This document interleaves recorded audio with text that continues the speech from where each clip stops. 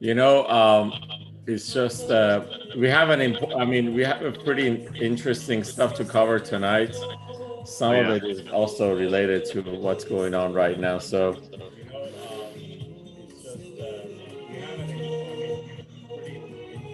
I was in the plane today for 5 hours and I reviewed all those three chapters. It was wonderful. Now I learned more actually by reading two different versions of it. It's great.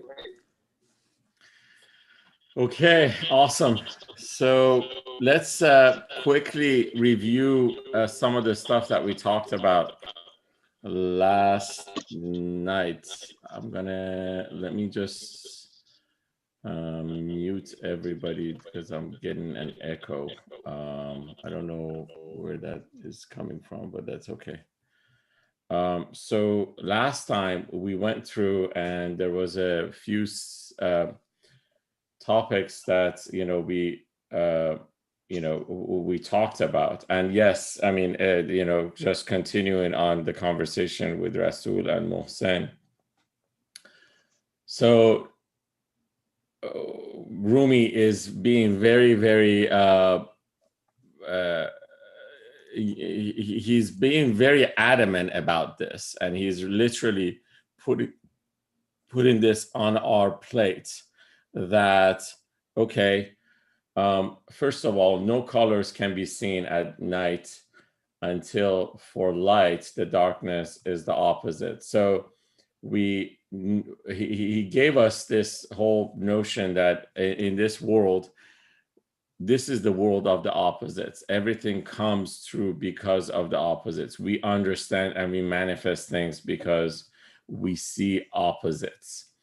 And then it told us that God, as God created hardship and distress, so through them you would learn of happiness. So in order for us to better understand our happiness or happiness itself, it is it's important for us to actually go through the hardship. And that's exactly how we know that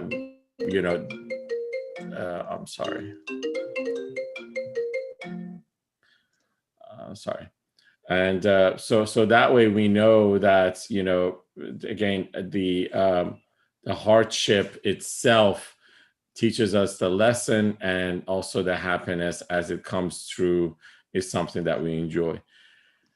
If we just take this line, it kind of justifies, for instance, when we see for somebody who all of a sudden comes into a amount of wealth, folks who win the lottery, or folks who all of a sudden get a real overnight success, and seemingly they have everything, but then we hear that they commit suicide and all that. The reality is that this the opposite of what they need in order to further enjoy their life has kind of disappeared. And because of that disappearance, they have they kind of don't see any purpose.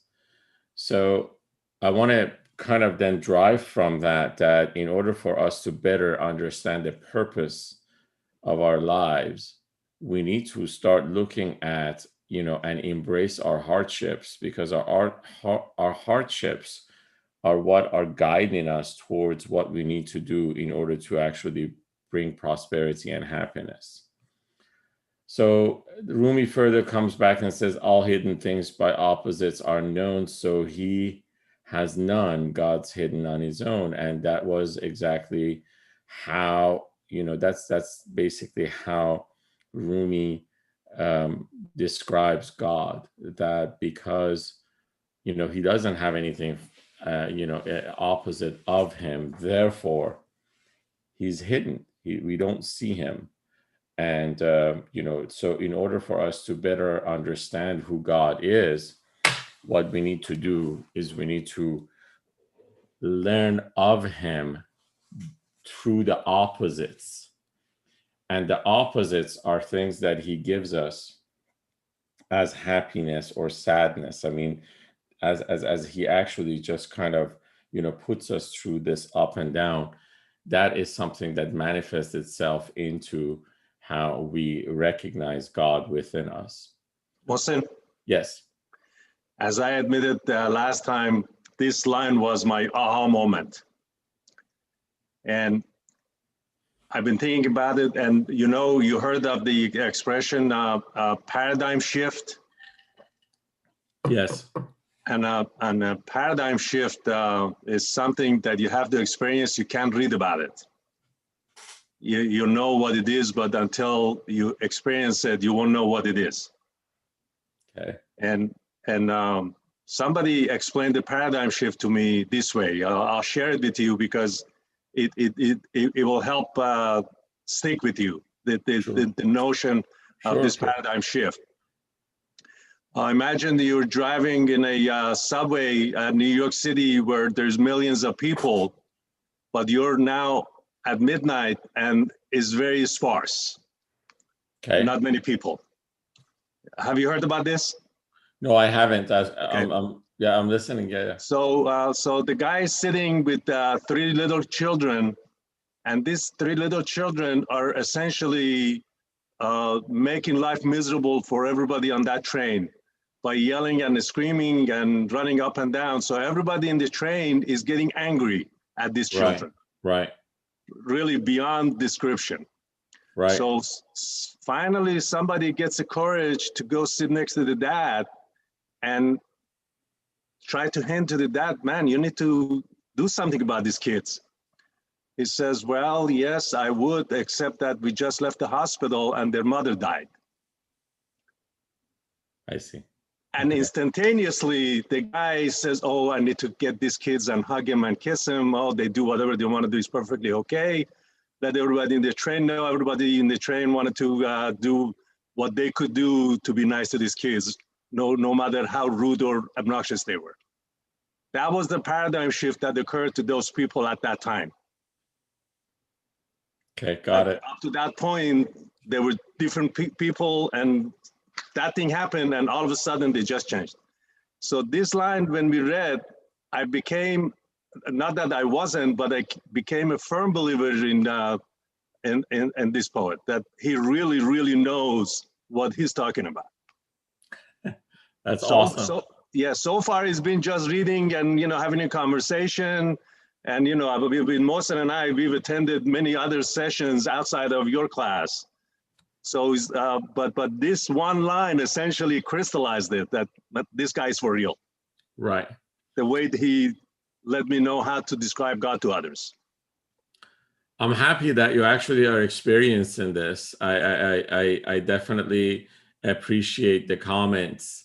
And let me share something else with you, because sometimes I find myself as I'm teaching this, and of course on a daily basis I read Rumi, and just because of the cadence on the classes that I teach, and I have a couple of sessions also with some people in Iran, so some of these things are repetitive for me, which I love it. This is something that, it's I have a passion about it, but I find myself sometimes, just quoting him a lot.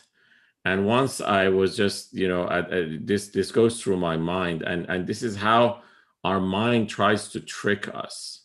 It's very interesting. What Rumi says most of the time sits with your heart. And once your heart captures it, you understand the meaning, you fully realize it, you embrace it, and as you say, you have that paradigm shift. Okay. However, your mind also brings doubts into this. Mm-hmm. And the doubt is, what if this is not what he says? What if this is not the truth? Yeah. And we have to be very, very cautious about that, because, as we go through this paradigm shift that you're referring to is important to be validated by our heart. Our heart is what is we're trying to actually get us to guide us.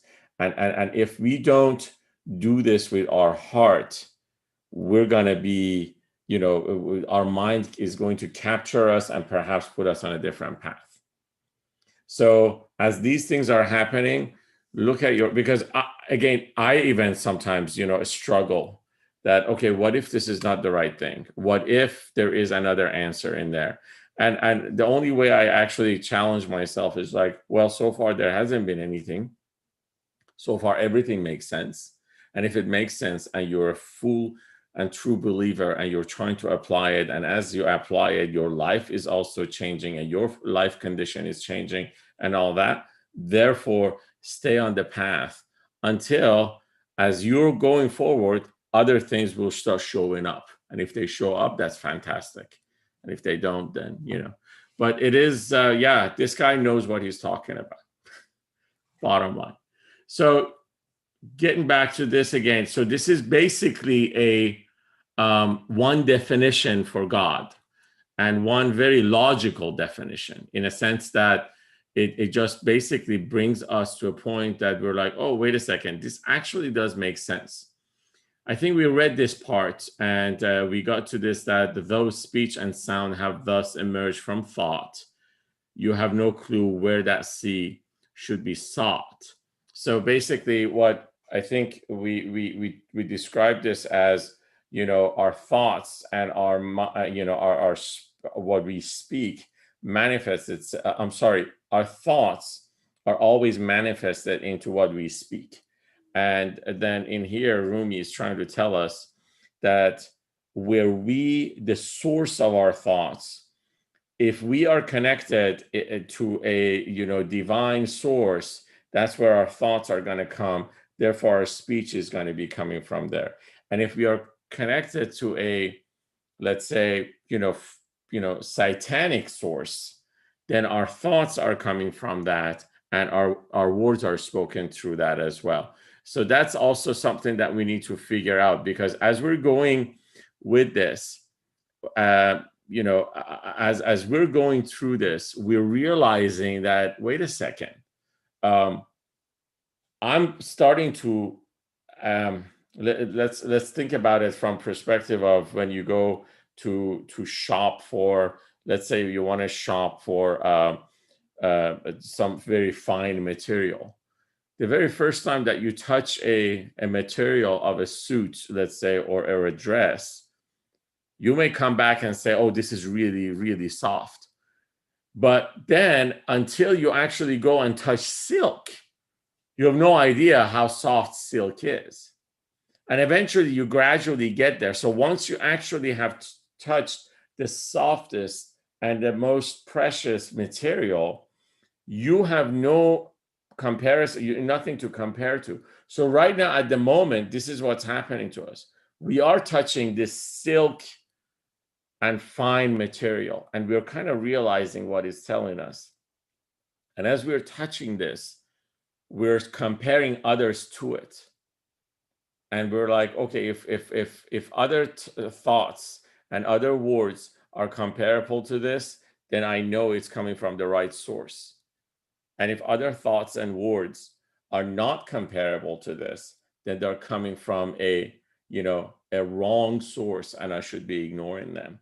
And this is something that, we can start using in our daily life, and hopefully shelter ourselves from negativity and bringing ourselves more into a positive idiom, in our daily lives.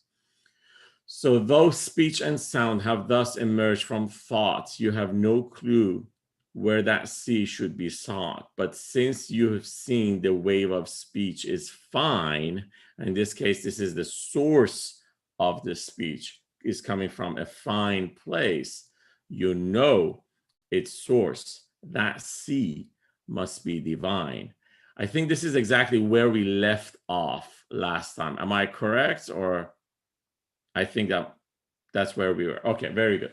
So from knowledge, when there first arose thought's wave, through his speech, then a form to you it gave. So basically, what happens is that as the thoughts emerge, it just gives itself a form, and the form itself comes to you, and you're going to be the receiver of that. This form was born of speech, then died again. Of course, you hear something, and then that's it. It's gone.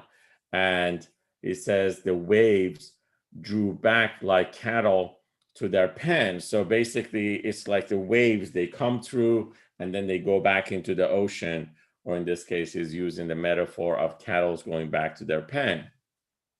Now, these are some lines that I really want you guys to be very, very, very, pay a lot of attention to it.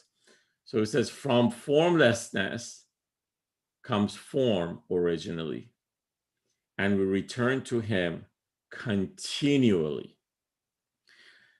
I'm going to ask you guys to perhaps don't look at this word from a formlessness, look at it from a facelessness.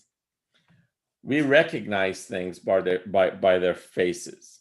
And if they don't have faces, we can't articulate them. The example that I have always given in my other sessions is, if I would ask you to describe spring, the way you or I would ask you to draw spring. Draw me a spring. That's a bad statement. If I tell you, draw me a spring. But if I tell you to draw spring, what you're going to do is you're going to actually start drawing some grass. You're going to draw some trees. You probably are going to draw some flowers. For those of you who celebrate Iranian New Year, you may actually draw the half seen,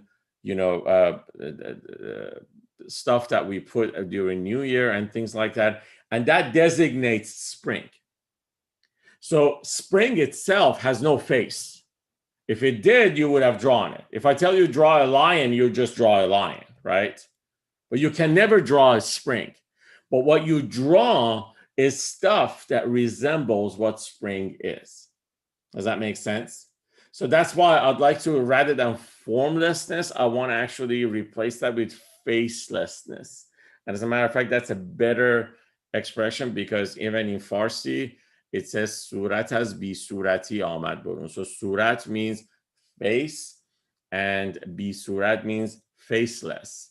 So it's like, the faces that you see, they all have emerged from a faceless origin. So, and the funny part is that then he goes and says, that is why we return to him continually. And this is the ayah from the Quran, which if I were to real quick, I'll find it for you here. It's Inna lillah wa inna ilayhi raji'un, the ayah that everybody hears when somebody is dead, which I have said, if we could rewrite our culture, I would have hopefully looked at this ayah as a very joyful ayah, because every time let me just find this real quick.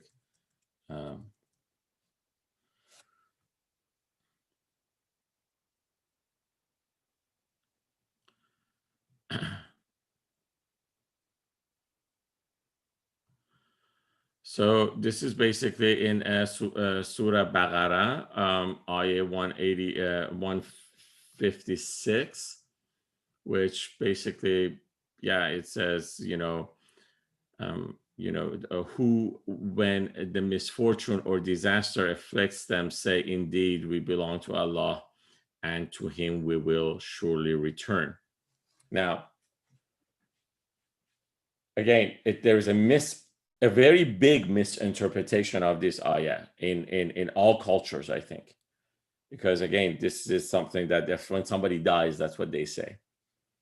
But the reality is that Rumi is taking it a step further, and you guys will see it in a minute, that we don't belong here anyways. We're not even supposed to be here.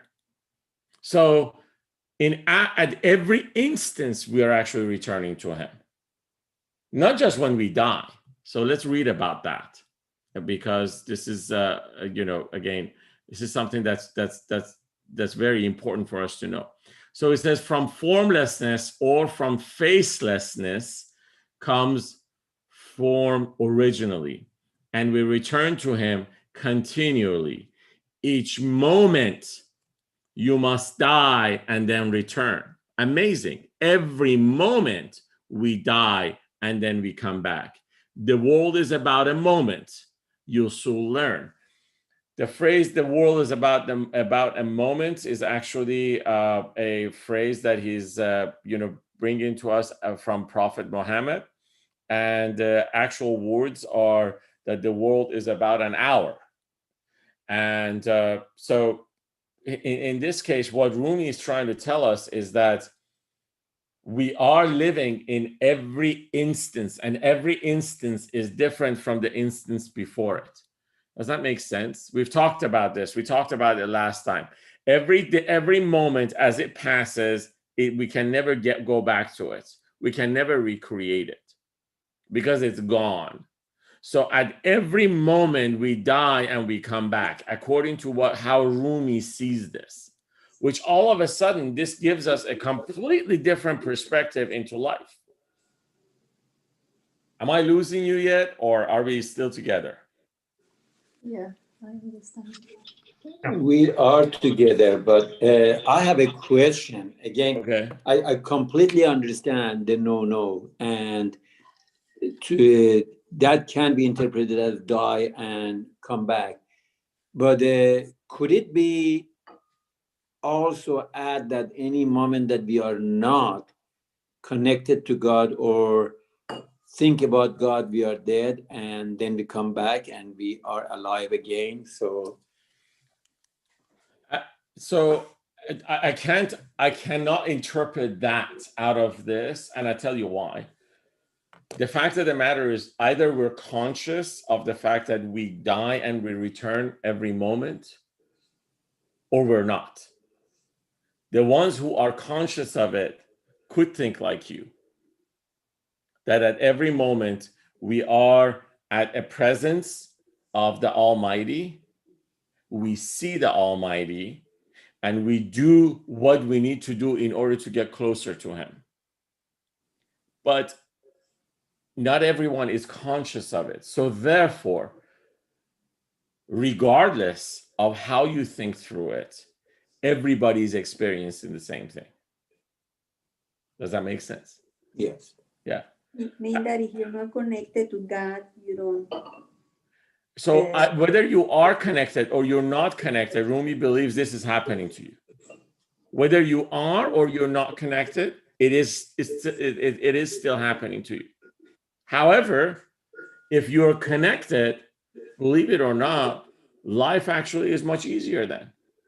Because to you, life hasn't still manifested itself yet. So you know that as you connect with God, you can manifest beauty as you think through it and you think with your beautiful mind. I mean, isn't this what he's saying? He's saying that, remember what he said to us about a few lines back. He's like, though speech and sound have thus emerged from thoughts, you have no clue where the sea should be sought. So but since you have seen the wave of speech is fine, so it's come from a fine source, you know its source, that sea must be divine. So here is the deal. I have an opportunity at every moment to connect to the divine source and create something beautiful, which is hard to understand, but we got to think through it, and we have to start believing it. Aziza, I noticed you went on mute and then you went mute. No, I was just You're breaking up a little bit. Sorry for my connection. I'm intrigued by this idea that we are renewed with our breath. I'm wondering. Aziza, you're breaking up, so I can't. I'll go back on mute. Okay. You might want to type for, you can type for me as well if you want, and then I'll read it out loud. All right. Okay. So so we decided we're going to call this facelessness. So from facelessness comes form originally, and we return to him continually. Each moment you must die and return, and then return. This is like a, regardless that whether you want it or not, this thing is happening. Each moment you die and then you return. The world is but a moment. You'll soon learn. Our thoughts an arrow, his shot from the sky. Can it rise up again to him on high? Each breath, the world's renewed. Each breath, the world's renewed, though we can't tell. While it's renewed, the world persists as well. So he now, as he prepares us for this, he now takes it a step further, that every time you're taking a breath, this world is renewing itself. That's crazy. Just think through that a little bit, though. Every time you take a breath, there is a lot of stuff that happens within our own body, if you want to look at it scientifically. But at the same time, every time we take a breath, it's an instant in time. And then there is another instant, and another instant, and another instant. So each breath, the world's renewed, though we can't tell. While it's renewed, the world persists as well. Life's constantly renewed, just like the stream, a single mass in form, though it might seem. So our entire span of life consists of just these, slices, which has happened at every moment. So it's a bunch of slices put together. That's how he's trying to tell us. So it's personally, when I think through this, it's a pretty liberating thought. Because that means that at every moment I can actually do something right and something good. This is why repenting then makes sense. Those who are talking about, sometimes, in religious context, when they say you have to repent, this is why this all of a sudden makes sense. Why does it make sense? Because every slice of our life is independent on the other. Not independent per se, but it is, as Rumi says, it has a beginning and an end, which kind of makes it independent. Weird. Okay, each breath the world renewed, though we can't tell. While it's renewed, the world persists as well. Life's constantly renewed, just like a stream, a single mass in form, though it might seem. Its swift flow makes it seem continuous. Like sparklers twirling around, it's marvelous. So he's given us an example which kind of makes sense in the next line. It says, if you spin a lit torch around and round, its flame looks like a circle, that is sound. So he's trying to tell us how is it that we don't realize that at every moment we die and we come back. It's like, if you take a torch which has been lit and you just start spinning it around, it looks like a circle, but it's only one fire. So it's like your life is also like this. It's actually being, it happens so fast that you don't see this space in between it.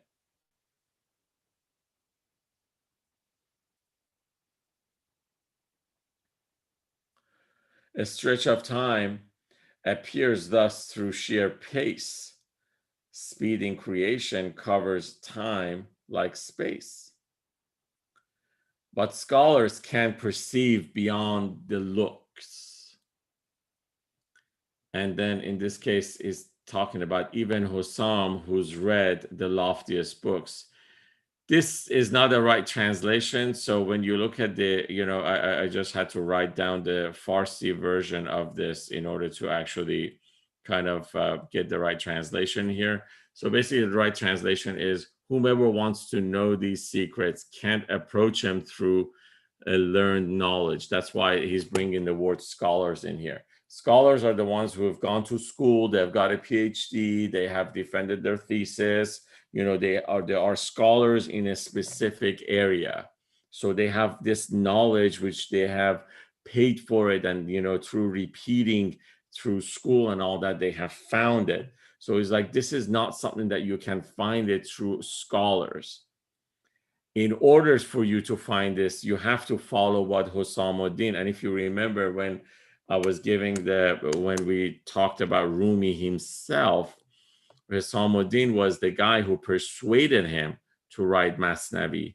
So therefore, he's basically giving Husamuddin a lot of credit in here. And he says, so if you want to fully understand this, you need to follow the path that he went through, because he is he's read the loftiest books, and those books are not books that you can find in any universities. Okay. So any questions about this? Because I know this is like a very, very,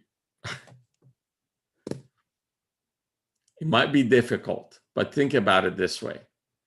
If your life every day, at every instance, actually, at every moment, starts and ends, how liberating is that? Think about it. Just again, it's something that I think you need to think through it. Because then that tells you that, combined with when you get connected to your divine source and you become the right creator, then all of a sudden that means that your power is endless. At least that's what, again, Rumi is trying to tell us. Let's see where he's going with this, because, remember, we're still talking about the hare and the lion, or the rabbit and the lion. So the hare reaches the lion. If you remember, he had delayed his trip, and he had, basically kind of sat back a little bit, and the lion is extremely hungry at the moment. So the lion in a rage, first lost his patience. So he's pissed off. Then saw the hare approaching in a distance. So he saw that this rabbit is actually kind of coming from far away, running bold, unafraid, self-confident, angry, outraged, and fierce in temperament. So basically, the guy is coming very confident, but at the same time, this rabbit is showing himself to be a little raged and angry. So he gets to the guy, and meekness would be in vain. The hares worked out, while bravery wouldn't make the lion doubt. So in this case, what this line is trying to say is that, rabbit is trying to keep face. So he doesn't want to show any weakness in front of the lion, because he's the one who has chosen to come. He knows exactly what his fate is. However, he's got something to say, and therefore, he's being, extremely brave about it. Okay. So in other words, he's walking with his head and shoulder up, even though he may have wet his pants. That's correct. Exactly. You're absolutely right. That's a better translation. Yes. Yeah. So the hare came nearer to the lion's den and heard it roar. Of course, the lion is pissed. Here comes that wretch again. I've torn apart the limbs of, and in this case, this is not the limbs of elephants. It's actually the ox, but this guy actually switches them because he wants to rhyme this right.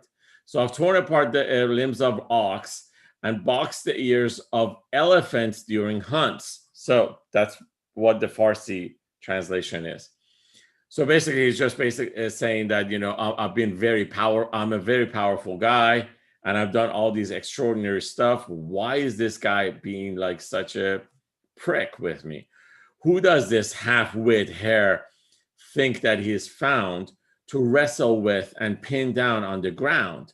Continue with your heedless sleep no more. Listen, your ass-earned beast, to my deep roar.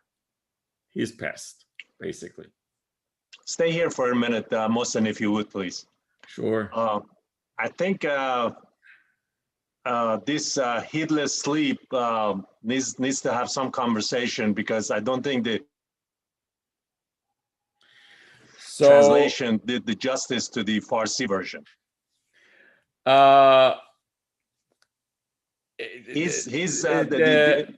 Is a خواب خرگوشی that needs explanation. That is called it heedless sleep. Okay, can you help me with that? Because tell me what is it that you have in mind? So from what I understand, and I've never seen it myself, so if you guys have seen it one way or another, correct me. Apparently, rabbit, when they sleep with their eyes open. Mm-hmm. That's correct. That's very correct. And hence, that's called the rabbit sleep, خواب خرگوش. Even though he's asleep, his eyes are open. Gotcha. Okay. Awesome. And that essentially talks about us. That refers to us, that you actually don't see anything even though your eyes are open. So yes, when we are blinded to our lives, basically, to our whole universe, and we don't see anything, and okay, very good, thank you. I remember that, you know, I read that somewhere, that thank you for mentioning that. Sometimes we are asleep with our eyes open. As a matter of fact, in our world it happens a lot too. Sometimes when we see injustice and we don't say anything, that's also sleeping with our eyes open. Or ignorance, or in this case, I think then in this case we could probably translate this into ignorance if we were to look at it, and you know, basically look at it as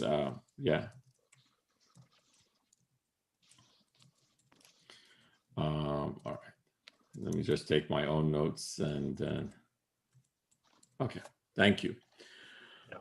So the hare's apology. So basically, you know, the rabbit is like, I have to tell you why I'm late, and he's about to actually present his apology.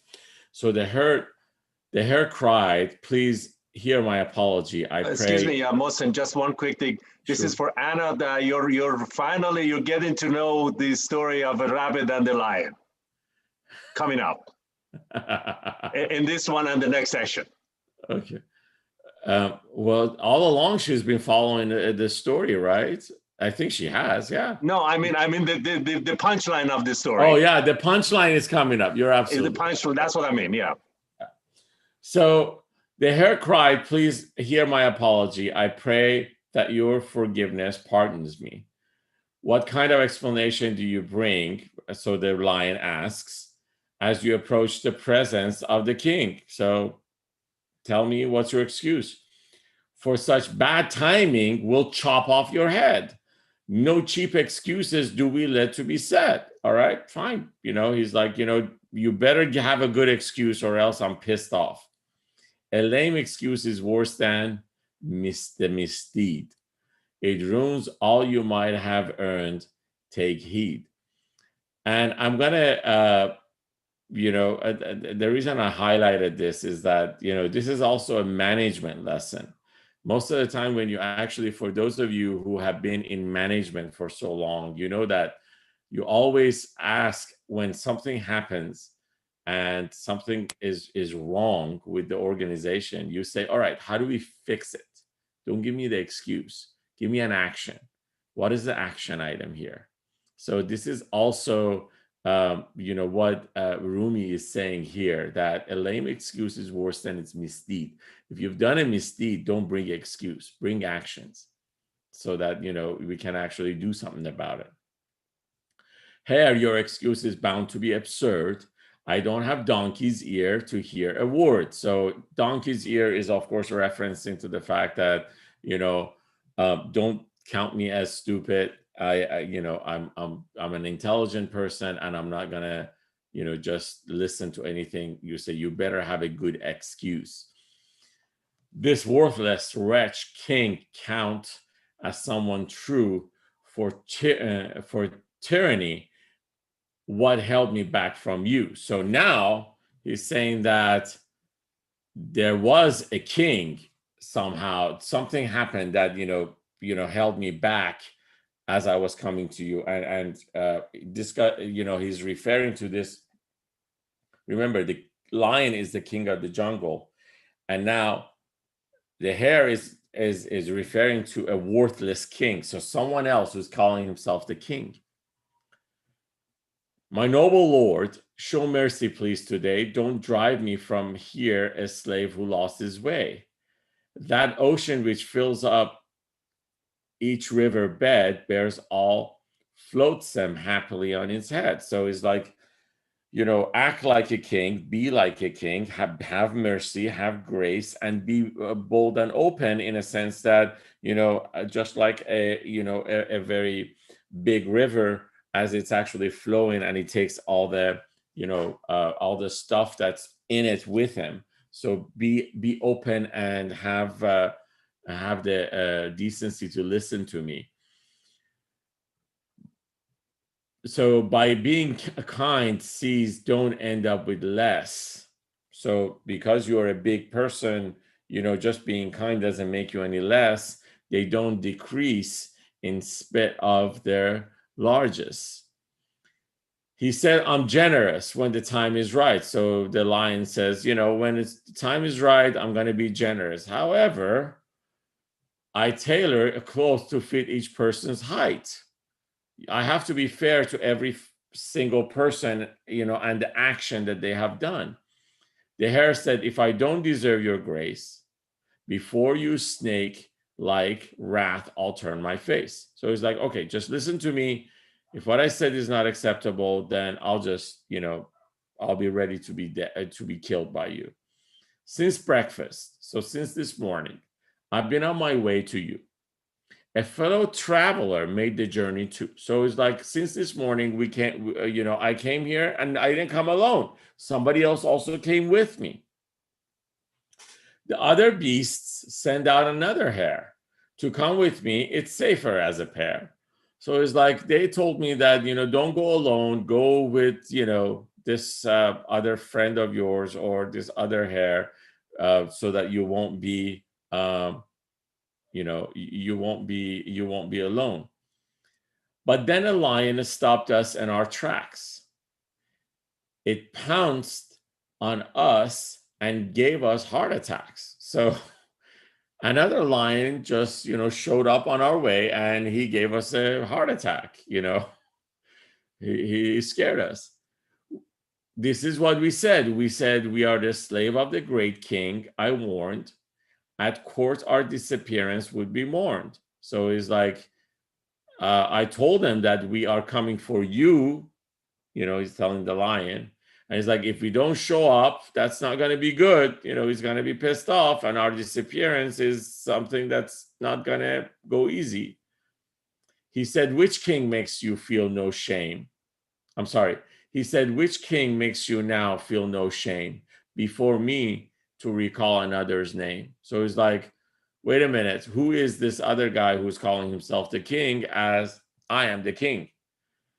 You and your king, I'll tear apart like clay if you two hares should try to run away. So basically, remember, it's the hare or the rabbit telling the lion that somebody else is saying these stuff about the lion, right? That, who is this guy? And if I see him, I'm going to tear him apart. Who is it that he calls himself a king? All that stuff. I pleaded. So the hare is like, I pleaded with him. Let me see my king again. To tell him where we've been, I'll come back.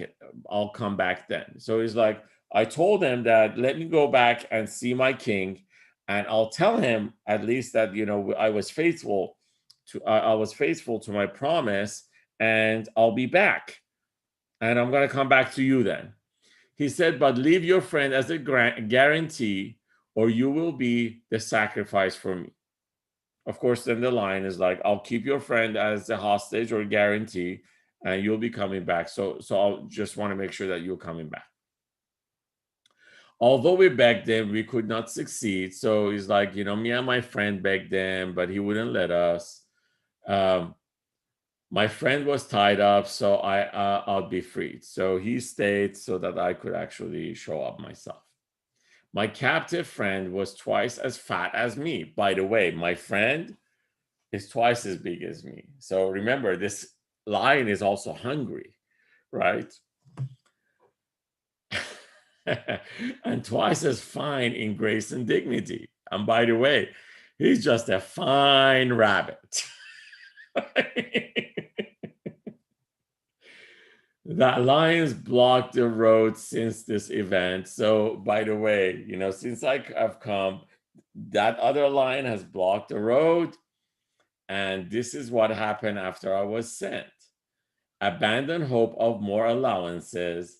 The truth tastes bitter, but that's how it is. So it's like, I told you what it is, and I'm sorry the truth is not going to be, tasting good for you at the moment, but this is what has happened. If you need daily meals, unblock the way. If you think that you need us to come still here on a daily basis, you better get rid of this other guy. Come and drive off that shameless wretch today. All right. So, Mohsen, yes.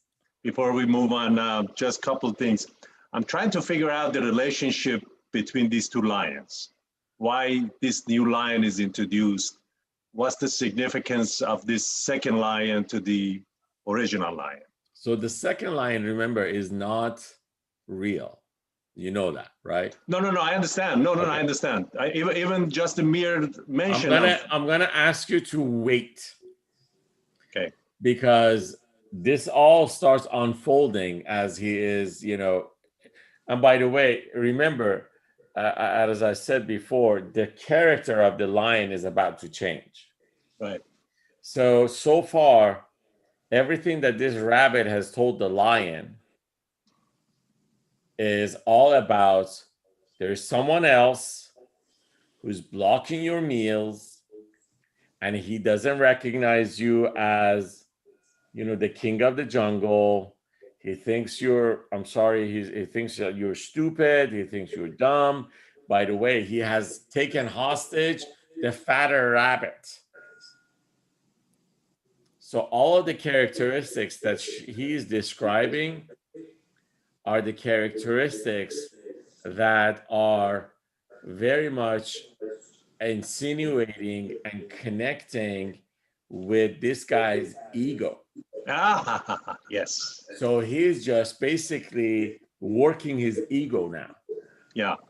And of course, somebody who calls himself the king of the jungle, his meals are coming on a daily basis by themselves.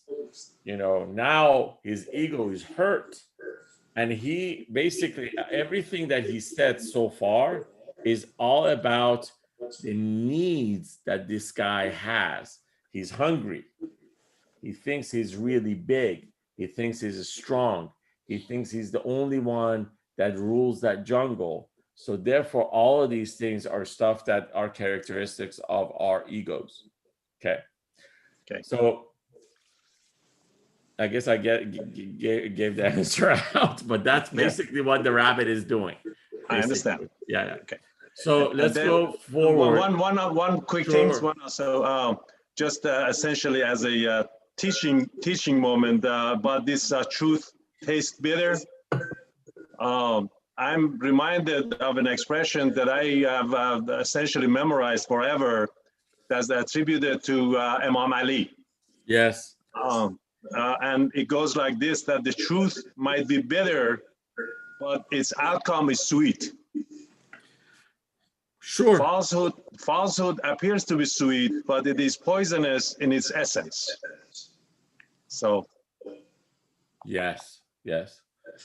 And my question now to you is, why is that? well, because really it feels like poison when you want to tell the truth to you, and you feel like you're drinking a poison when you want to tell the truth. Why is that? I don't know. Oh, yes, you do know it. Think about it. Think about exactly how is it? Where is this taste of poison coming from? What is it that is telling you that this is going to taste like poison? This all goes back to, actually, you know what? Don't answer that, because as we read the next couple of passages, I think a couple of these passages are going to actually give you that answer. Okay. The fact of the matter is that our judgment,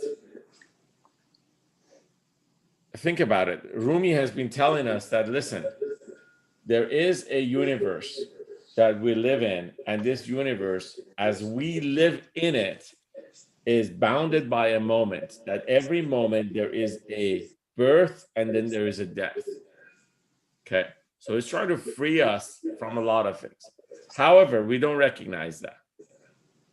As he goes forward, then he starts to tell us that your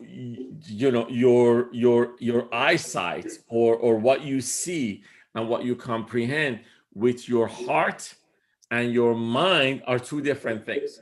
Your heart looks into the truth. Your mind looks into what actually serves your ego.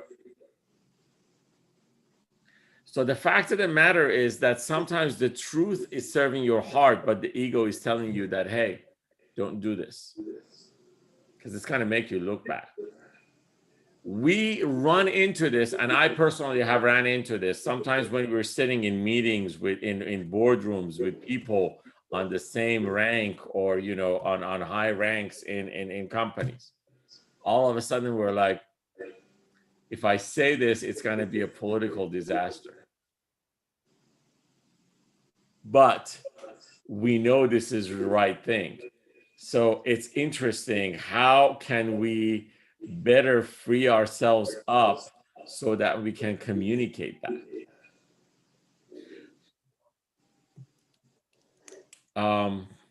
Mohsen, did you want to say anything? No. About all right. So, but we're going to get to this very quickly. So I'm glad you actually brought this passage from Imam Ali, but we're going to get to it in the next couple of passages. He's going to touch on that as to, not necessarily in the sense of truth versus anything, that he talks about what comes from the heart and what comes from the mind. And we're going to get to that. All right. So the lion answers the hare and sets off with him. So the lion is like, wait, well, the lion said, by God, we must rush there. If what you say is true, then show me where, so I can deal the likes of him their due. But if you're lying, I'll deal it to you. So he's like, hey, I'll take care of this guy. The hare led like a guide who has a map, taking the lion straight into his trap. Why is the lion on his way to his trap? Because he's being guided by his ego and his mind. His ego and his mind are telling him that there's someone better than you, and you have to go take him out. He could have easily just ate the rabbit and be done with it. Exactly. But remember, the rabbit said that, the guy has blocked the road. Exactly. Yeah. No more future food. And here's the deal. This has got a very, very interesting underlying meaning to it. if he truly believed in the fact that God would also provide for him, he would not have been worried about this statement, right? You're like, all right, today I'm going to be fine, and tomorrow hasn't come yet. And by the way, tomorrow is going to come in these slices that I'm going to have a beginning and an end. And guess what? It's going to happen as it's supposed to. And I'm going to do what needs to happen, that, you know, so that it would actually be good for me. But his ego got in the way. His ego got in his way. Yeah. So now he's on his way to get rid of that other guy, which is completely imaginary, by the way. Okay, so the hare led like a guide who has a map, taking the line straight into his trap, towards a well which previously the hare had cleverly covered and converted to a snare. So basically, he knew there was a well around there, and he knew that this guy is going to actually kind of fall for the trap. The pair soon reached the well they had headed for. The hare's effect like water under straw.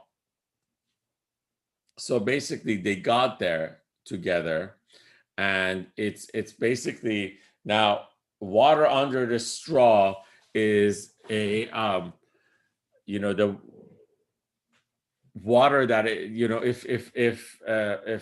if you have a bunch of let's say leaves, and which is covered a puddle, most probably you don't know that there's a puddle of water underneath if the leaves have just fallen, and you might put your foot in it, but then realize that, oh, wait a second, there's water underneath it. So he's trying to actually kind of imitate that in here.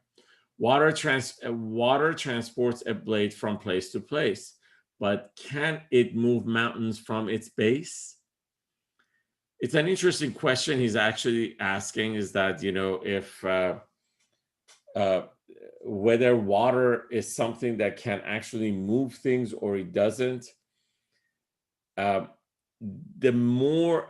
meaning of this line, specifically as it pertains to this story, is never undermine the power of something that may not seem too powerful for you. So it's like, you think that water can just, move a blade or a piece of leaf from one place to another, but also remember that this water, if it persists, it can also move mountains. Okay.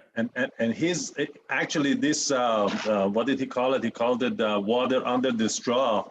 That's actually a very famous expression in Farsi. That you label somebody, this person is, yes, and to say that he's two-faced, that he's got something really nasty underneath, with even though it has a good face put on it. Very good. So he's referring to our eyesights. Yeah.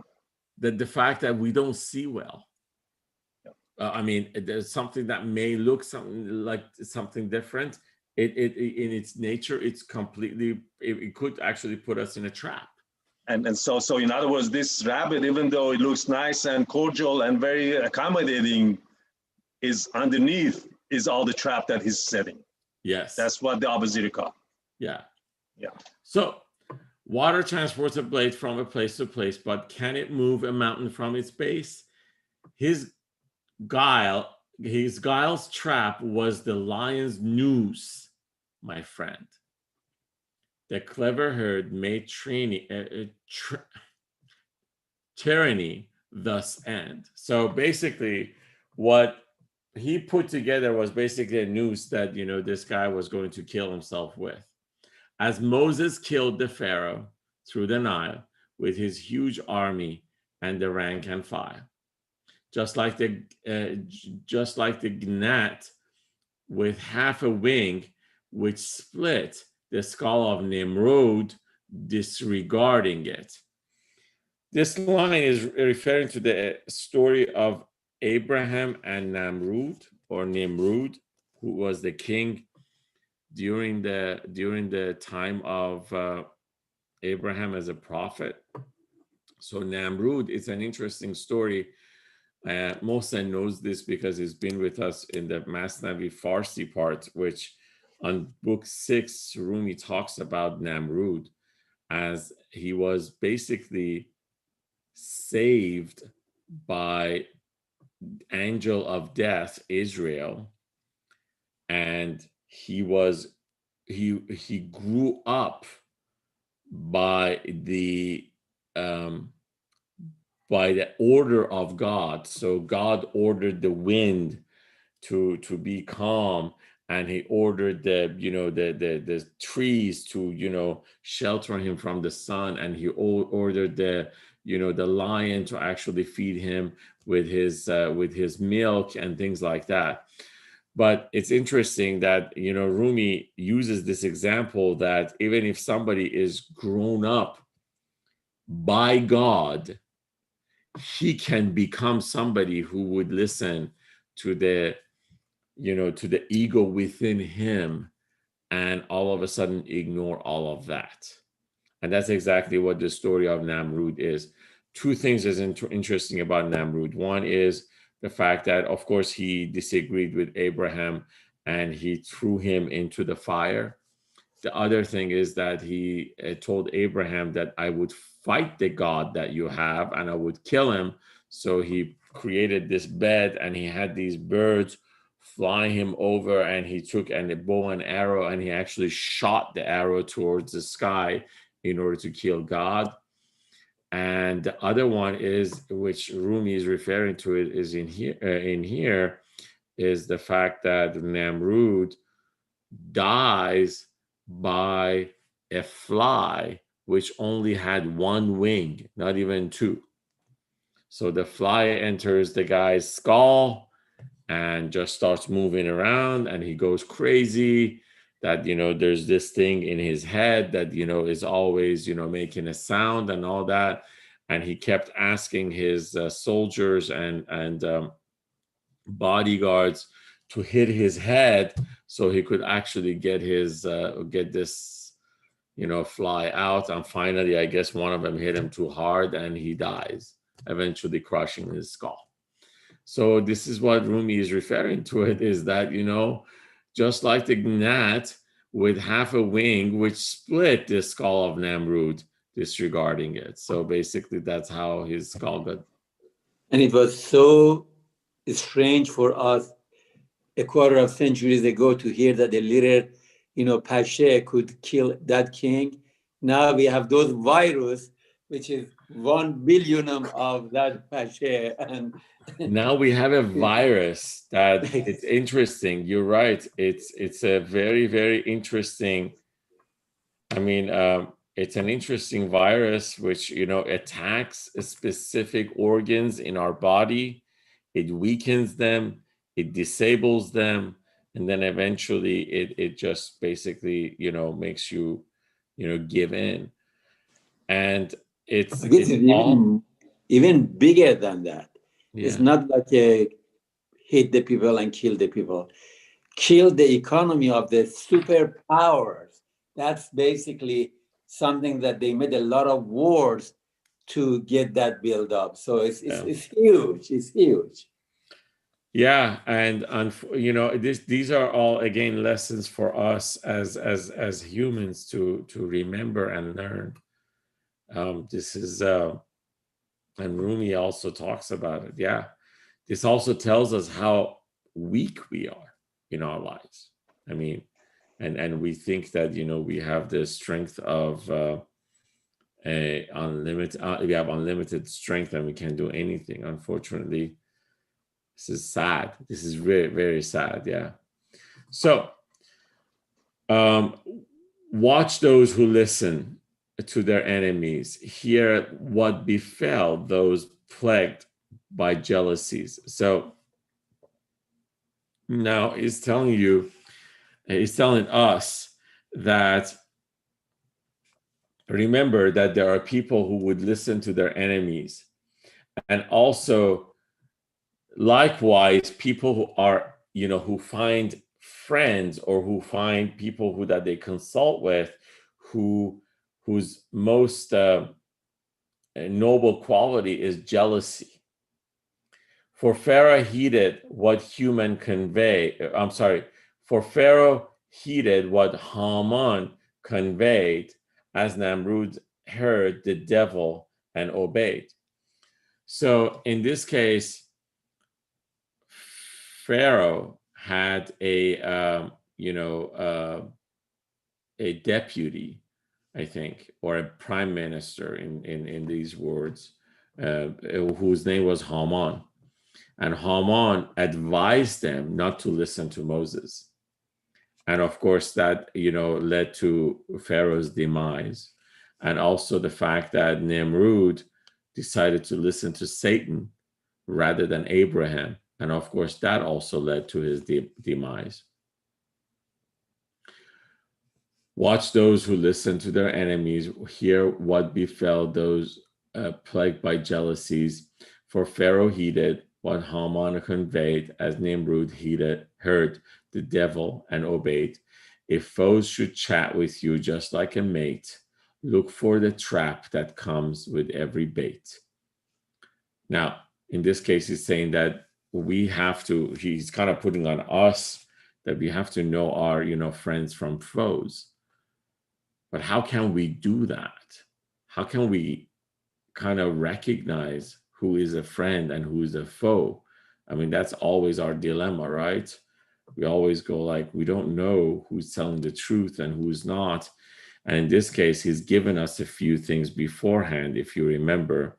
One of them was the fact that listen to their words. If their words are working with your ego, that means that the source of this is a satanic source. And if the source of if the words that they're saying is working with your heart, that means that they're connected to the divine source. So that means that we have to then take an effort to learn our heart and our ego, both. We have to know what actually works with our ego, and we have to know what's working with our heart, so that we understand as the words come to us, which one is playing with which one is playing with our ego, and which one is playing with our hearts. Okay. Now he's giving us an example. Now he says, for sugar he gives poison, so be aware. He treats you cruelly, though he seems to care.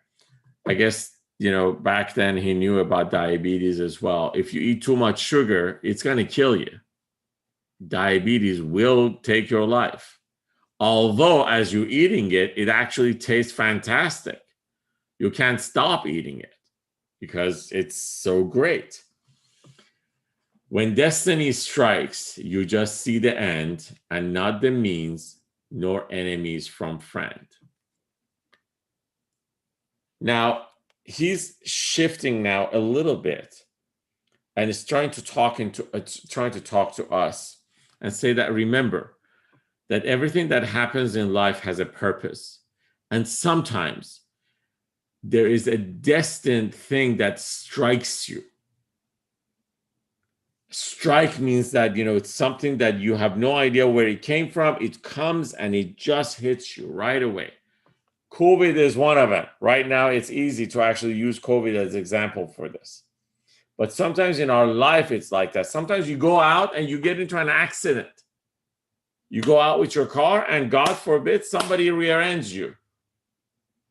That is when destiny strikes. Don't look at it as, oh, shoot, something happened. He says, when destiny strikes, you just see the end. You're like, oh my God, my car is all, total, blah, blah, blah. It's like, take your eyes off of that, and not the means nor enemies from friend. You start kind of blinding yourself from best recognizing, why is this thing happening to me? Since you're like this, confess to God your shame.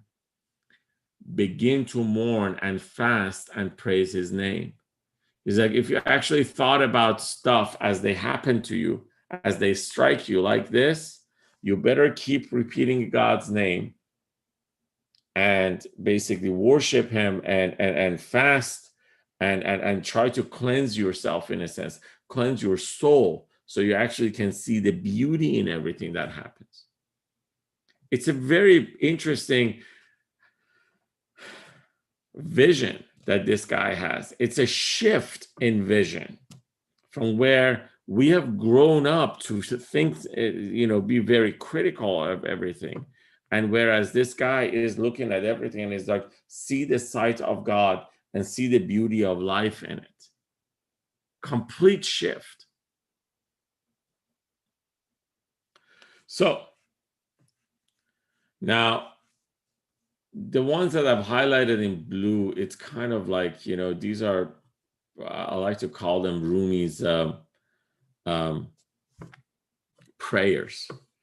And these prayers are just amazing. And, in Farsi, they are just beautiful and gorgeous. Every time I read them, it's just very heartwarming. I'm hoping that in English, it's the same way. So it says, nowhere of hidden things. And in this case, he's referring to God. Plead all the while. Don't crush us with the rock of evil glide.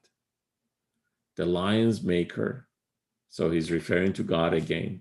Whoever you are who create a lion, though we are a disgrace, don't let it jump out from its hiding place.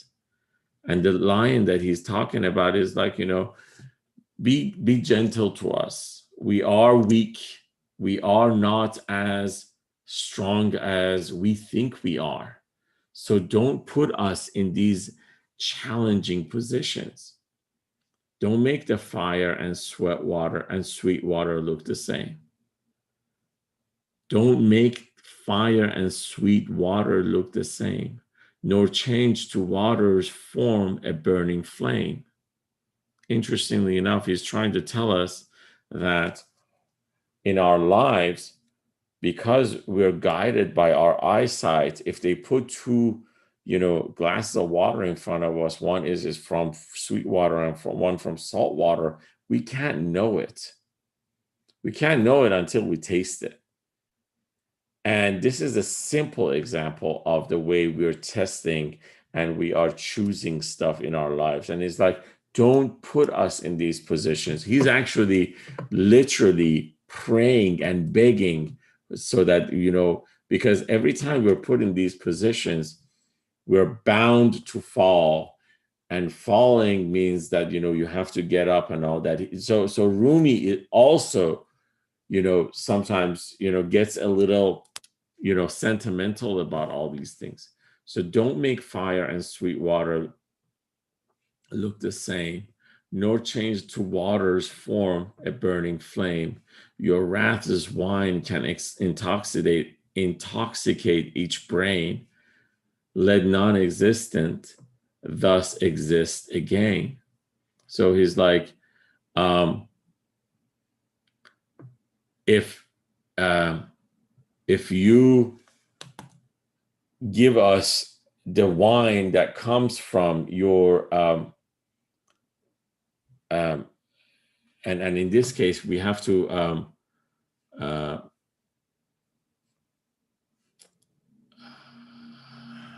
if I can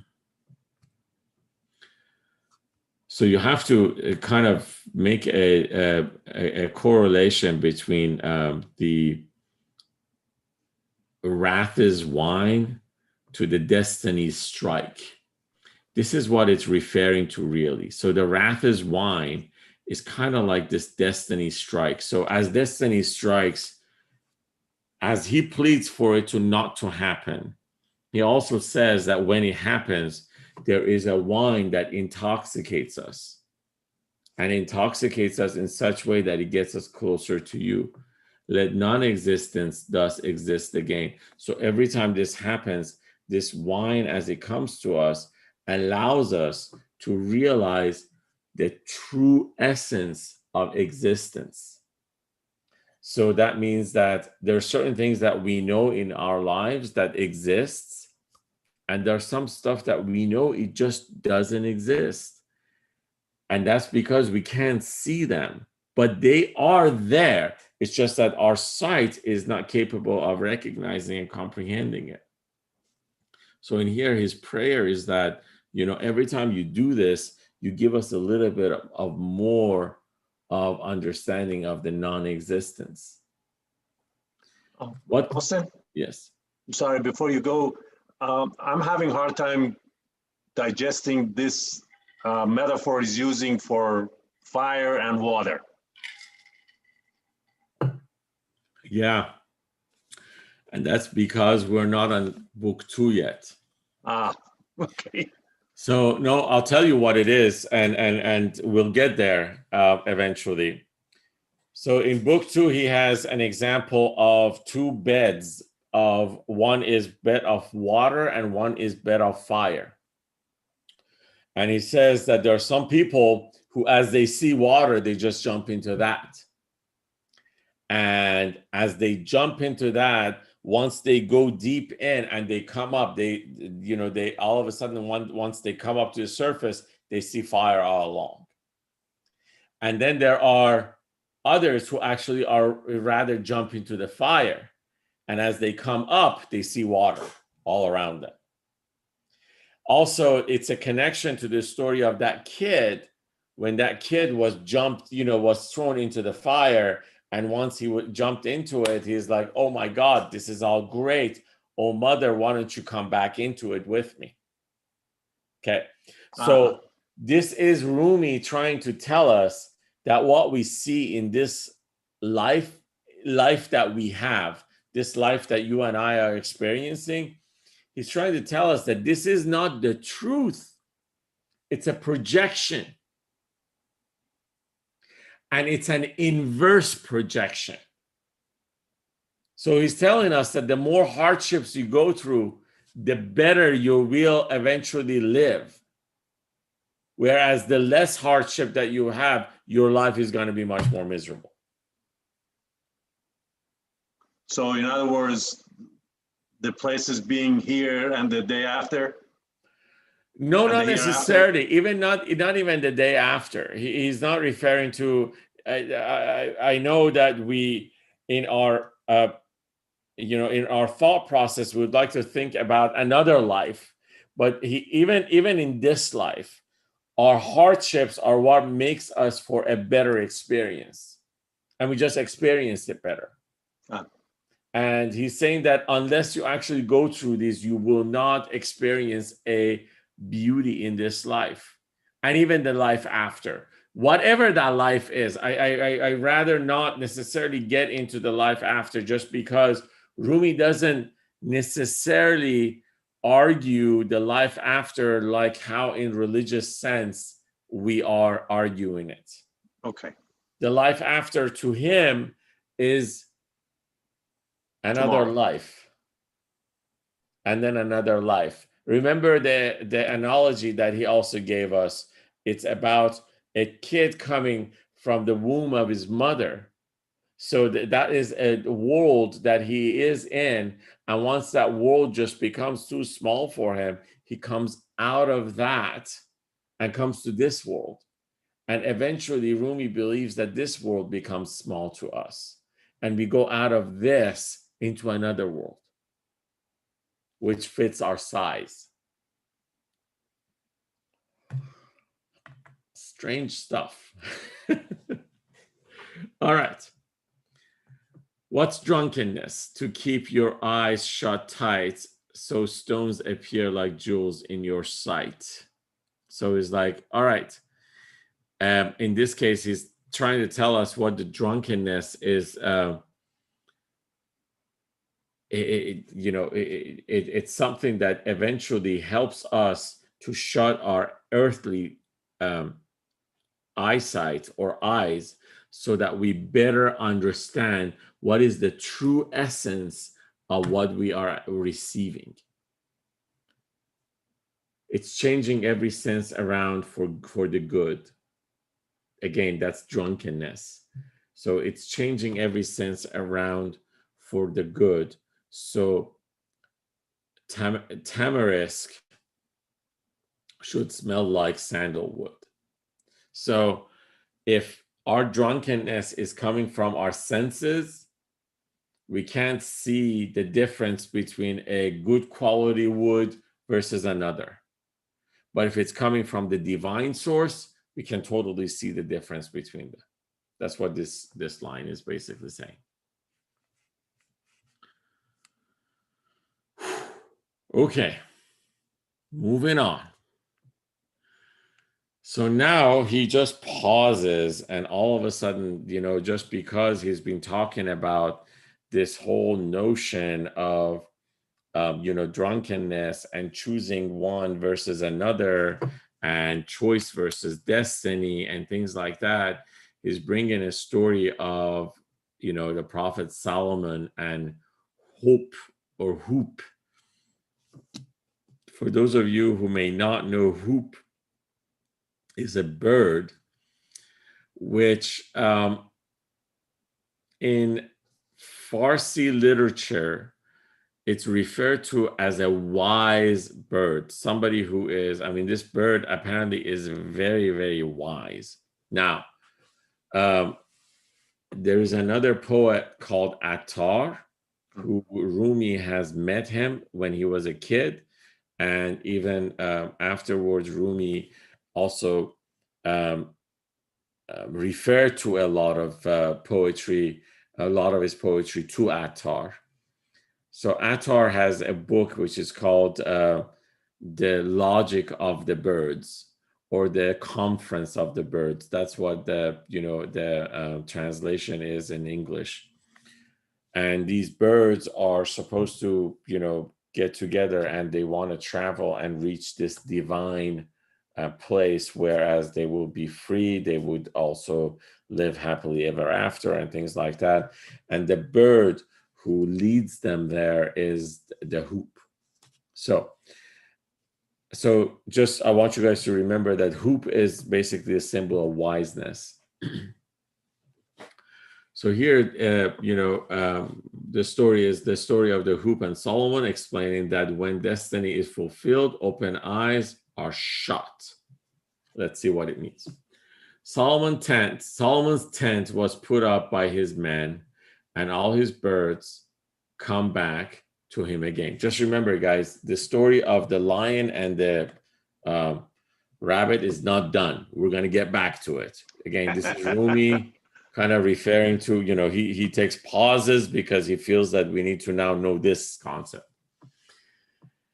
He spoke their tongue. That's Solomon. King Solomon is in all biblical books also, he was somebody who could actually speak the tongue of all animals. So he spoke their tongue and knew them personally. So one by one, they flew there eagerly. The birds stopped twittering inside the tent, and brothers, they came more eloquent. So in this case, what he's saying is that they just basically, enjoyed the company of King Solomon. Sharing a language is a bond so deep. With foreigners, were prisoners in their keep. This is interesting that Rumi brings this line in here. And the language that he's talking about both makes sense in our daily lives. So for instance, let's just say, for instance, my native tongue is Farsi. If I go to, let's say, New Orleans, and all of a sudden, at the airport, somebody speaks Farsi, I'm like, oh my God, this person speaks Farsi. So we kind of, like it that somebody speaks our tongue. So it's like sharing a language is a bond, because we feel like we understand each other. But the language that he's talking about here is the language of the heart. So if we can actually, if you can find somebody who can speak the language of your heart, there is a bond there, which is non-broken. And in this case, we're learning the language of the heart from Rumi. With foreigners, we're prisoners in their keep. Some Turks and Indians, though, might speak the same, while fellow Turks are strangers but in name. So it's like there is possibility that people from Turks or Indians, he's like using just different places and tribes that, they might speak the same tongue. However, they might be strangers because their hearts are not connecting. That's what he's trying to say in this line. While fellow Turks are strangers, but in name. So in this case, they are, the two Turk person can get together, but they could not connect with each other because their hearts are not connecting. The tongue of intimacy is set apart. Beyond mere words, it's being one at heart. So there is a tongue, which is the tongue of intimacy, as Rumi says. And tongue of intimacy here is basically the tongue that comes from the heart. And beyond mere words, it's being one at heart. By verbal and non-verbal intimations, our hearts give thousands of interpretations. So basically, the reality is that most of the meanings that come to us comes through our hearts, not through our tongue. Okay, so the birds talked of their secrets as plain facts about their skills, their knowledge, and their acts. They shared them one by one with Solomon. To gain his gifts, they talked up what they had done. Not out of self-assertion or sheer pride, but so he'd let them sit with him inside. So every single one of these birds, they could talk to Solomon, and they were trying to tell him that how they could service him, or how could they, basically provide him with a good service, and how he could use them. To gain his freedom back once he is caught, the prisoner shows his skills till he is bought. And it's interesting that Rumi uses these examples here, that, these birds are trying to, if somebody, so back in the Rumi's day, I don't think this happens these days. Every time you have too much skills, you're actually kept in jail longer. I'm just talking about, for instance, hackers. They have a lot of skills, but they are also jailed, and they are kept in jail for a long time because, they could actually do a lot of damage. So he's saying that in order for somebody who is a slave, or who is, who's a prisoner, if he shows some skills, they would actually let him, come and, perhaps, be free. Or I guess in modern days, they give him a green card. How's that? But if the buyer sickens him with shame, he'll claim he is ill, unstable, deaf, and lame. So it's like, however, if somebody who has come to buy this, slave, and doesn't like, basically. Doesn't like what what he has been providing, he tells everyone that this guy is not necessarily good for their household, or he can't do the chores that they want him to do. The hoop first explained his worthiness by speaking of his skills and thoughtfulness. So this is what the hoop says. Although his talent seems inferior, to speak concisely is superior. Solomon said, by all means, go ahead. When from the zenith I looked down, she said, the bird says that, every time that I'm like on way up top, this is what I can do for you. Basically, he's telling Solomon this is his service. It's like every time that I'm actually flying very high, I see with accuracy like my own hand the water lying deep beneath the land.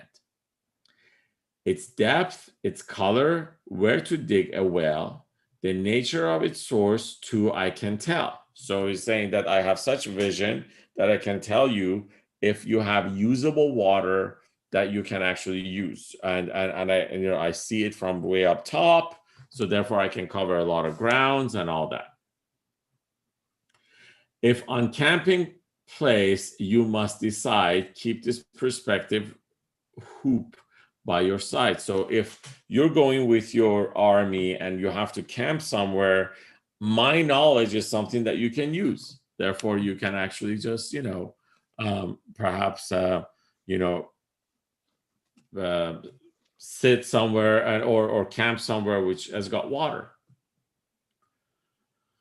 Solomon said, we do need such a brain in vast and empty waterless terrain to lead the men to water in the ground. So take the job of serving water around. So basically Solomon said, I like this skill and I think we need this skill. So therefore, why don't you take the job? And you're hired. Okay. Now, however, the crow is not so happy about this. So the crow is like, the crow attacks on the claim of the hoop. On hearing this, the crow rose jealousy. To claim the hoop, spoke dishonestly. So crow, this is what crow says. It says, it's rude to speak to kings in such false ways, more so to lie absurdly in self-praise. If she could see that from beyond, if she could see that from beyond the sky, how come that snare had still escaped her eye? So basically saying that if you've got such an eyesight that you can tell me where water is and if this is usable water or not, why is it that you all of a sudden fall into a trap? So obviously your eyesight may not be adequate, in which she was entrapped so easily. How come she stepped inside unwittingly? Solomon asked, well, who? This is true. Are dregs in the first glass I'm served by you? So Solomon is like, he's got a good point. And then he tells the hoop that, hey, are you trying to deceive me by the first question that I've asked you? Are you like, is this how you're actually treating me and by deceiving me by this answer? You've drunk mere yogurt. Don't claim that you're high. The boasts you made before me were a lie. So Solomon is like, well, what Crow said makes sense. So therefore, I think you lied to me. So the hoop answers the criticism of the crow. So the hoop says, she said, though I'm a beggar, poor and bare, don't listen to the things my foe declares. So, Hoop says that don't listen to this guy. Now remember, Rumi technically doesn't like the crow for two reasons. One is that the crow does not choose what he eats. He eats anything. And Rumi hates that. One of the reasons Rumi likes, the eagle is that eagle likes to hunt and he likes to hunt fresh stuff. But crow would take anything that comes his way. And Rumi thinks that is, again, again, he compares it to us and he says that, those who would take anything and would eat anything, they're like crows. Crows, I remember them stealing bars of soap. There you go. So, yeah. They do. It's true. So they would also steal bars of soaps and they don't discriminate from that perspective. The other thing about crows that's significant is the fact that these guys age a lot. They live a long life. And Rumi compares that to people who want to live a long life in this life. And he doesn't like that. He says that we are here to get bigger and get out. And he can't wait to get out. So whoever is clinging to this life, he thinks that that's not right. All right. Now that you guys know this, let's get back to the crow. So the hoop says, though I'm a beggar, poor and bare, don't listen to the things my foe declare. If you consider false the words I've said, here is my neck. Feel free to chop my head. The crow The crow who would deny that God's will rules rejects faith, though she studied in great schools. If you don't have an ounce of faithfulness, you're like the crouch of lust and filthiness. I see all snares while flying in the skies. If faith does not deny them to my eyes. So this is the key line in here. So basically, the hoop is like, I do what I do. However, sometimes fate wants me to be captured. And if fate wants me to be captured, I can't fight that. And that's what happens to me. You guys got the point? All right. When fate decrees, our brain sleeps in its spell, the sun's eclipsed, the moon turns black as well. It's not so strange that fate should thus decree. Fate too wills your denial of destiny. So he's like, yes. So remember, Rumi is trying to tell us that we do what we do, but also destiny is something that is of truth. It will happen. And if it has to happen, there's no way you can stop it. Just like the story of that guy who was walking and he saw the angel of death, Israel, and he asked Solomon to send him to India. Remember? We read that story. And then in India, of course, he was supposed to be dead and he died. So whenever destiny is supposed to happen, we can't fight it. Which in itself is a very liberating thing. Think about it. It is liberating. That actually alleviates a lot of pain from us. You do your best. You work towards your goals.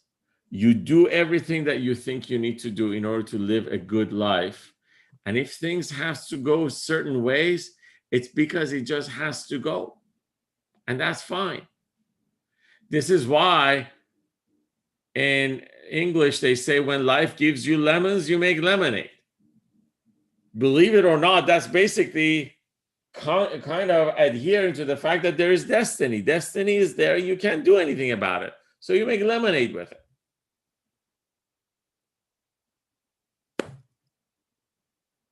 Are we good? Okay. So now from that story, he goes to another story. I think we can probably read a little bit of this one, but we're going to have to, we may run out of time, but it's okay. We can, so the story of the hoop and the crow, we got that. Now it goes into the story of Adam. Destiny blinded his sight so that he failed to observe the message and to refrain from interpreting it differently. Now, what we know of the story of Adam, and I want you guys to basically correct me if I'm wrong, but what we know is that Adam was in the Garden of Eden. He was basically with, his wife. And then it was Satan who showed up. And Satan told him that, you know what, there is this tree, there is this flower or whatever that if you consume, it's really good. And Adam knew that he was not supposed to do it, but he did it anyways. And that is exactly when he took the forbidden fruit. He was demoted and downgraded to live on the earth. Are we all okay with this story so far? Okay. Because I need to make sure that we're on the same page on that one, because this is important. So he taught the names to Adam at the start, the part that, he's talking about, he taught the names to Adam. And let me just bring this up for, I think I have him in here.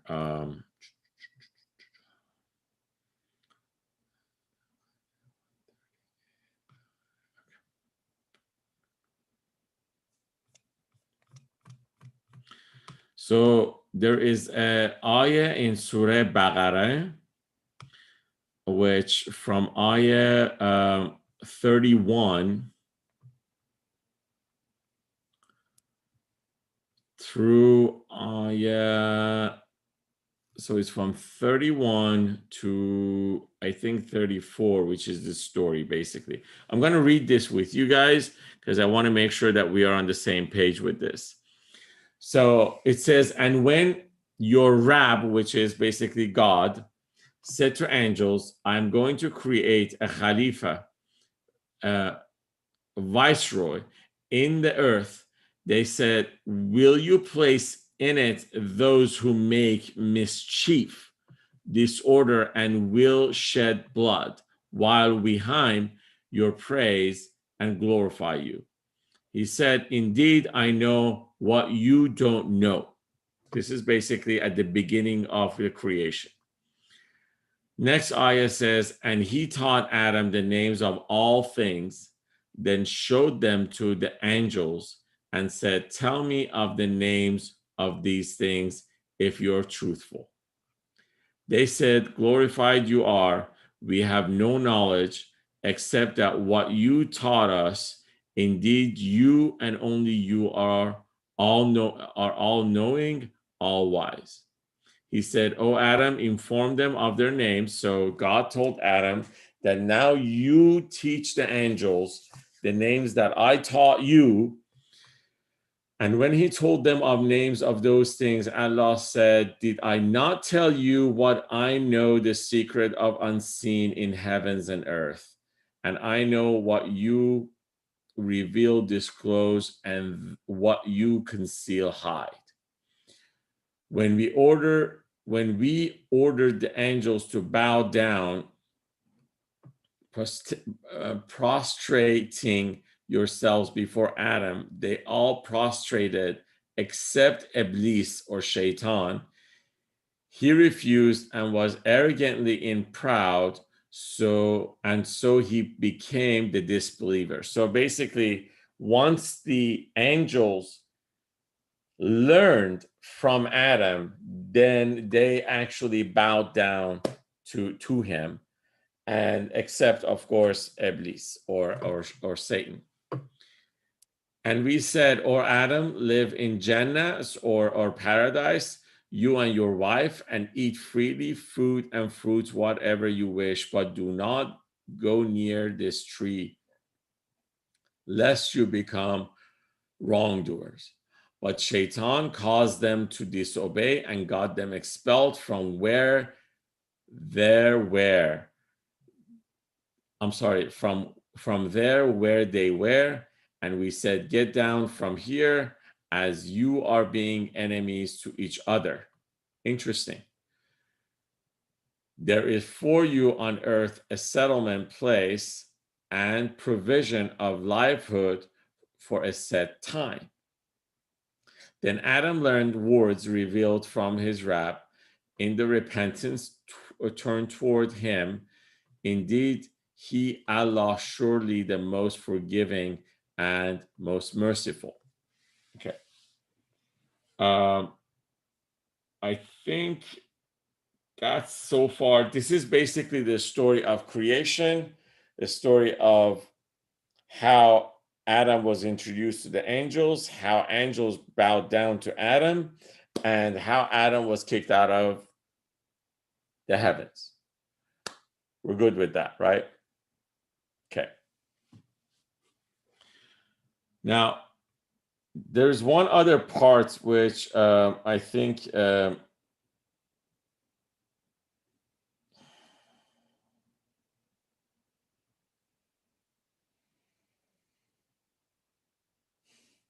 right. We're going to get to this, but I'll say this here. There's the difference in the Quran when it comes, and Rumi is going to actually talk about this for us. The difference between Adam and Satan is this. Once Adam found out that he made a mistake, he admitted to it. And he said, I made the mistake, and he asked for forgiveness. In contrast, Satan came back and said, you made me. You put me in a position so that I would make a mistake. So therefore, I don't have to repent anything. That's This Trump. is the difference. I'm sorry? That's Trump. That's Trump, of course. Yeah. So it's the difference between, it's interesting in the Quran, it talks about the difference between Adam and Satan.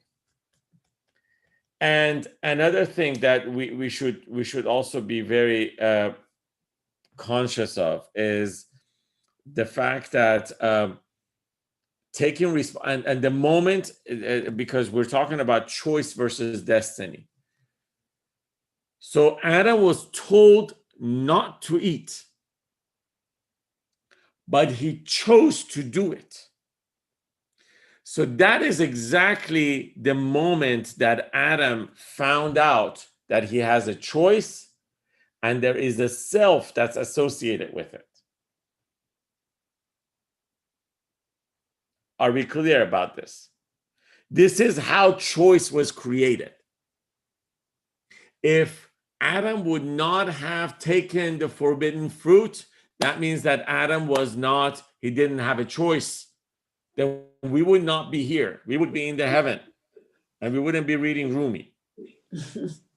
Let's go and kick him. I'm sorry? I said, let's go when we go there, kick his We go butt. and kick him, yeah, for sure.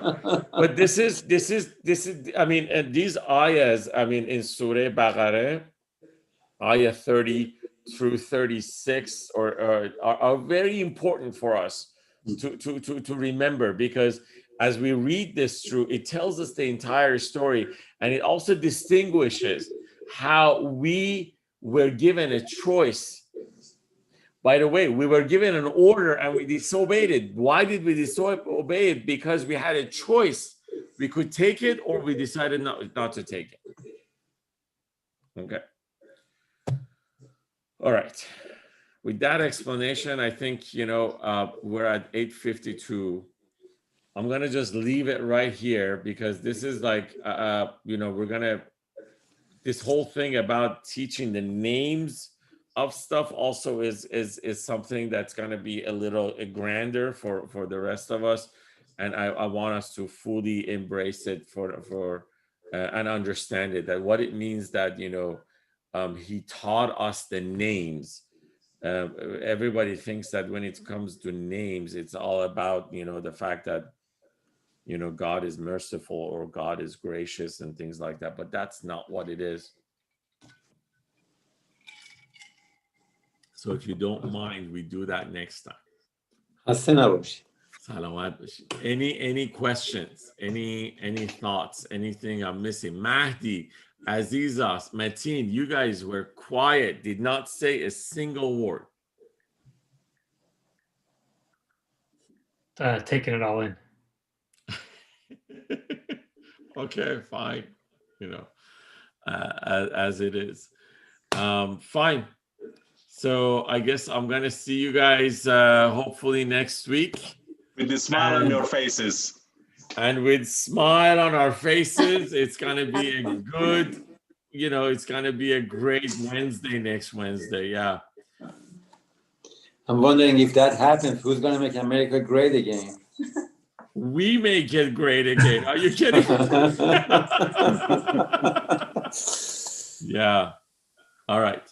Mahdi, have a good night. Thanks a lot. Thank you. Thank you. All right. Have a good night, guys. Take care. Bye. Okay, Satan.